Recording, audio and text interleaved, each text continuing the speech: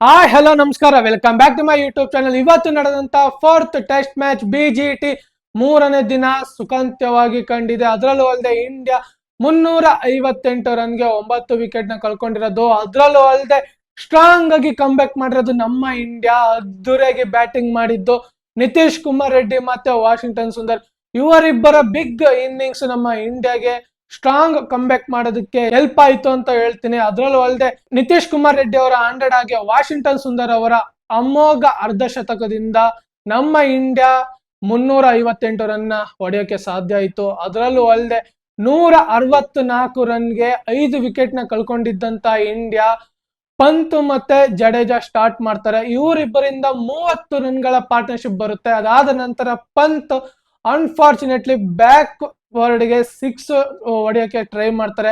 ಆದ್ರೆ top edge ಆಗಿ back ವರ್ಡ್ಗೆ ಇರೋ ಫೀಲ್ಡರ್ಗೆ ಕ್ಯಾಚ್ ಆಗೋದು.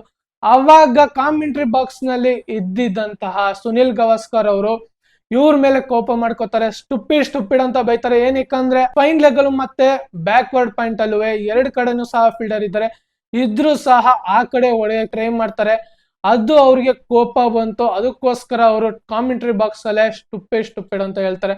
ಅದಾದ ನಂತರ ಜಡೇಜಾ ಮತ್ತೆ ನಿತೀಶ್ ಕುಮಾರ್ ರೆಡ್ಡಿ ಇವರಿಬ್ಬರು ಸಹ ಒಂದು ತಕ್ಕ ಮಟ್ಟಿಗೆ 30 ರನ್ಗಳ ಪಾರ್ಟ್ನರ್ಶಿಪ್ ಬಂದಿರ್ತಾರೆ. ಅದಾದ ನಂತರ ಜಡೇಜಾ ಅವರು ಲತನ್ಗೆ ಔಟ್ ಆಗ್ತಾರೆ LBW ಆಗಿ. ಅದಾದ ನಂತರ ಬರೋದೇ ವಾಷಿಂಗ್ಟನ್ ಸುಂದರ್ ಮತ್ತೆ ನಿತೀಶ್ ಕುಮಾರ್ ರೆಡ್ಡಿ 8ನೇ ವಿಕೆಟ್ಗೆ ಜೊತೆಗೂಡಿದ್ದು. ಇವರು 8ನೇ ವಿಕೆಟ್ಗೆ 125 ರನ್ನ ಪಾರ್ಟ್ನರ್ಶಿಪ್ ನ ಬಿಲ್ಡ್ ಮಾಡ್ತಾರೆ. ಇಂಡಿಯಾಗೆ ಇದೇ biggest partnership.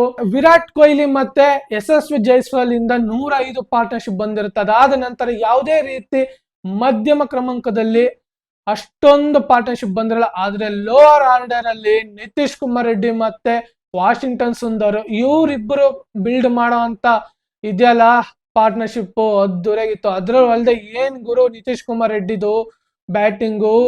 First match Perth ಅಲ್ಲಿ, ಅದಾದ ನಂತರ ಅಡಿಲೈಡ್, ಅದಾದ ನಂತರ ಇವಾಗ ಮೆಲ್ಬೋರ್ನ್. ಏನ್ ಗುರು ಒಂದೊಂದು ಮ್ಯಾಚ್ ಅಂತೂ ಅದ್ದೂರಿಯಾಗಿ ನಡೆದಿದೆ. ಅದರಲ್ಲೂ ಅಲ್ಲದೆ ನಿತೀಶ್ ಕುಮಾರ್ ರೆಡ್ಡಿ ಎಲ್ಲಾ ಮ್ಯಾಚ್ ಅಲ್ಲೂ ಸಹ 40+ ಅನ್ನು ಹೊಡೆದಿದ್ರು. ಯಾವುದೇ ರೀತಿ ಅವರು 50ಗೆ ಕನ್ವರ್ಟ್ ಮಾಡಕ್ ಆಗಿರ್ಲಿಲ್ಲ, ಬೇಗ ಔಟ್ ಆಗಿ ಹೋಗ್ತಿದ್ರು.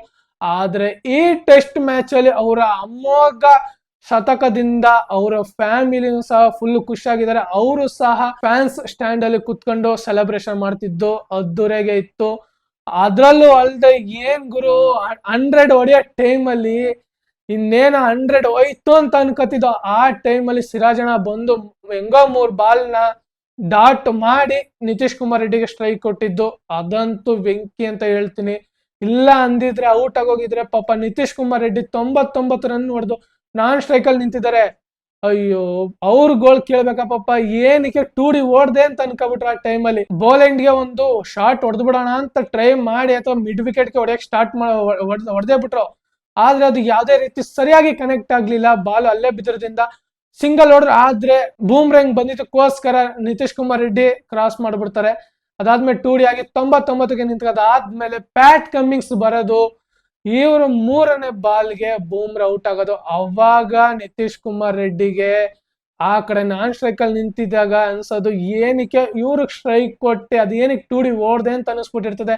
ಅದಾದ ನಂತರ DSP ಸಿರಾಜಣ್ಣ ಬಂದು ಪ್ಯಾಟ್ ಕಮ್ಮಿಂಗ್ಸ್ ಅವರಲ್ಲಿ 3 ಬಾಲ್ ನ ಡಾಟ್ ಮಾಡಿ ಅದ ನಂತರ ಸ್ಟ್ರೈಕ್ ನ ನಿತೀಶ್ ಕುಮಾರ್ ರೆಡ್ಡಿಗೆ ಕೊಡೋದು ಅದ್ದೂರಿ ಅಂತ ಅಂತೀನಿ. ಏನ್ ಗುರು ಬ್ಯಾಟಿಂಗು.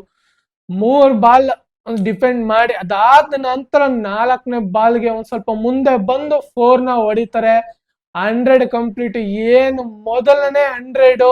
ಅದ್ರಲ್ಲೂ ಅಲ್ಲದೆ ಬಿಗ್ ಸೀರೀಸ್ ಇದು BGT ಇಂಡಿಯಾ ವರ್ಸಸ್ ಆಸ್ಟ್ರೇಲಿಯಾ. ಇದು ಮೇನ್ ಸೀರೀಸ್. ಅದ್ರಲ್ಲೂ 100 ಬಂದಿರೋದಂದ್ರೆ ಅಸಾಧ್ಯದ ಮಾತು.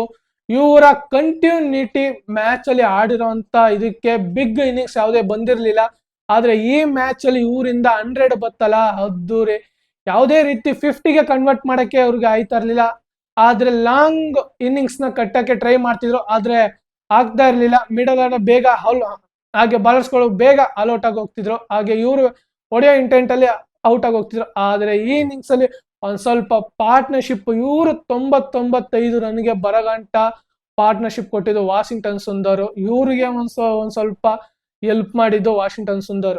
ಯಾವುದೇ ರೀತಿ ನಿತೀಶ್ ಕುಮಾರ್ ರೆಡ್ಡಿ ಒಂದ್ ಹ್ಯಾಂಡಲ್ ಹೊಡಿತಿದ್ರೆ ಇವ್ರು ಯಾವುದೇ ರೀತಿ ಮಿಸ್ಟೇಕ್ ಮಾಡ್ದೇನೆ ನಿತೀಶ್ ಕುಮಾರ್ ರೆಡ್ಡಿಗೆ ಒಂದ್ ಕಡೆ ನಿಂತು ಅವ್ರಿಗೆ ಹೆಲ್ಪ್ ಮಾಡ್ತಾ ಇದ್ರು. ಇದು ಬೇಕಾಗಿದ್ದು. ಯಾವುದೇ ರೀತಿ ಅಷ್ಟೊಂದು ಮಿಸ್ಟೇಕ್ ಏನು ಅನಿಸ್ತಿರ್ಲಿಲ್ಲ. ಆದ್ರೆ ಲೈನ್ ಓವರ್ ಅಲ್ಲಿ ಬಾಲ್ ಒಂದ್ ಸ್ವಲ್ಪ ಬೌನ್ಸ್ ಜಾಸ್ತಿ ಆಯ್ತು.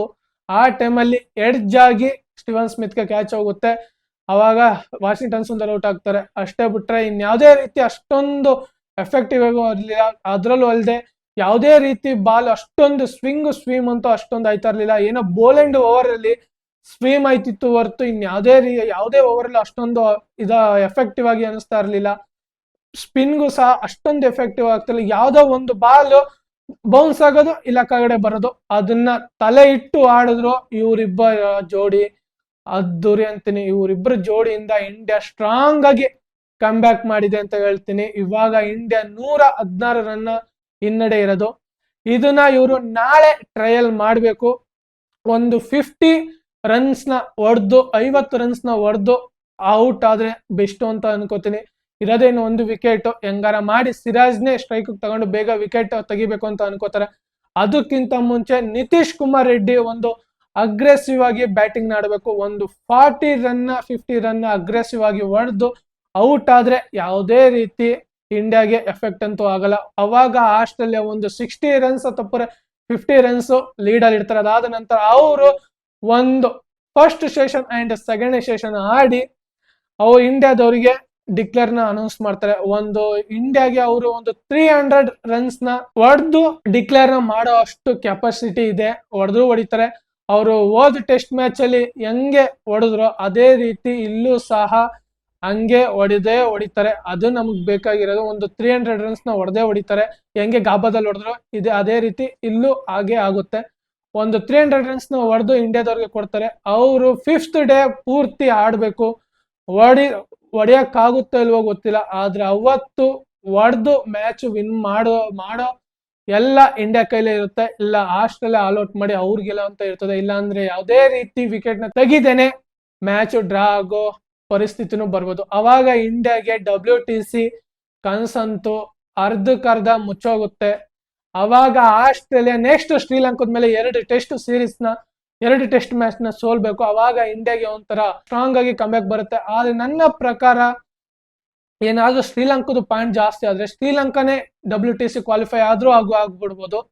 ಅದೊಂದು ಪ್ಲಸ್ ಪಾಯಿಂಟ್ ಇದೆ. ಆದ್ರೆ ಆ ತರ ಆಗದಿರೋದು ಬೇಡ. ನಮ್ ಇಂಡಿಯಾ WTC ಫೈನಲ್ ಹೋಗ್ಲಿ. ಹಾಗೆ ಇನ್ನೊಂದು ರಿಪೋರ್ಟ್ಸ್ ಏನು ಅಂತ ಬರ್ತಾರೋದಂದ್ರೆ, ನಾವು ಎಕ್ಸ್ಪೆಕ್ಟ್ ಮಾಡಿರ್ಲಿಲ್ಲ. ನಾನು ಓಲ್ಡ್ ವಿಡಿಯೋದಲ್ಲಿ ಹೇಳಿದ್ದೆ ಈ ಟೆಸ್ಟ್ ಸೀರೀಸ್ಗೆ ಅಜಿತ್ ಅಗರ್ಕರ್ ಅವರು ಬಂದೇ ಬರ್ತಾರೆ ಅಂತ. ಅದೇ ರೀತಿ ಆಗಿದೆ. ಹಾಗೆ BCCI ಪ್ರೆಸಿಡೆಂಟ್ ಆಗಿರೋ ಬಿನ್ನಿ ಮತ್ತೆ ಚೀಫ್ ಸೆಕ್ರೆಟರಿ ಆಗಿರೋ ಅಂತ ಟೀಮ್ ಸೆಲೆಕ್ಟರ್ ಅಜಿತ್ ಅಗರ್ಕರ್ ಸಹ ಬಂದಿದ್ರು. ನಿನ್ನೆ ರೂಮರ್ಸ್ ಗಳ ಪ್ರಕಾರ ರೋಹಿತ್ ಶರ್ಮಾಗೆ ಈ ಟೆಸ್ಟ್ ಸೀರೀಸ್ ಕೊನೆ ಟೆಸ್ಟ್ ಮ್ಯಾಚ್ ಅಂತ ಹೇಳ್ತಾರೆ. ಈ ಟೆಸ್ಟ್ ಮ್ಯಾಚ್ ಏನಾದ್ರು ಸೋಲ್ತು ಅಂದ್ರೆ ರೋಹಿತ್ ಶರ್ಮಾ ರಿಟೈರ್ಮೆಂಟ್ ನ ಅನೌನ್ಸ್ ಮಾಡೋದಂತೂ ಪಕ್ಕ ಅಂತ ಹೇಳ್ತಿದ್ದಾರೆ. ಆದ್ರೆ ಎಷ್ಟು ನಿಜ ಸುಳ್ಳು ಅಂತ ಗೊತ್ತಿಲ್ಲ. ಆದ್ರೆ ರೂಮರ್ಸ್ ಗಳ ಪ್ರಕಾರ ಬರ್ತಿರೋದು ಇದೇನೆ. ನಿನ್ನೆ ಡಿಸ್ಕಷನ್ ಆಗಿದೆ ಅಂತೆ ಅಜಿತ್ ಅಗರ್ಕರ್ ಜೊತೆ ಅವರ ಕ್ಯಾಪ್ಟನ್ಶಿಪ್ ಬಗ್ಗೆ. ಏನಾಗಿದೆ ಅಂತ ಗೊತ್ತಿಲ್ಲ. ಆದ್ರೆ 5th ಟೆಸ್ಟ್ ಮ್ಯಾಚ್ ಮುಗಿಯಗಂಟ ಯಾವುದೇ ರೀತಿ ಇನ್ಫಾರ್ಮೇಶನ್ ಅಂತೂ ಬರಲ್ಲ. ಹಾಗೆ ನನ್ನ ಪ್ರಕಾರ ಅವ್ರು ಹೋಗಿರೋದು ICC ಚಾಂಪಿಯನ್ ಟ್ರೋಫಿಗೆ ಏನಾದ್ರೂ ಟೀಮ್ ಸ್ಕ್ವಾಡ್ ನ ಸೆಲೆಕ್ಷನ್ ಮಾಡಕ್ಕೆ ಮೀಟಿಂಗ್ ಮಾಡಕ್ಕೋಸ್ಕರನೇ ಹೋಗಿದ್ದಾರಾ ಅಂತ ಅನಿಸ್ತಾ ಇದೆ.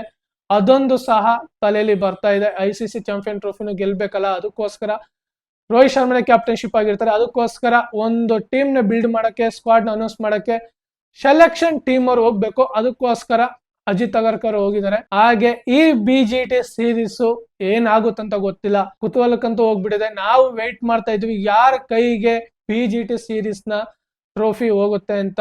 2 ಮ್ಯಾಚ್ ಇಬ್ರು ಒಂದೊಂದು ಗೆದ್ರೆ ಮ್ಯಾಚ್ ಟೈ ಆಗೋಗುತ್ತೆ.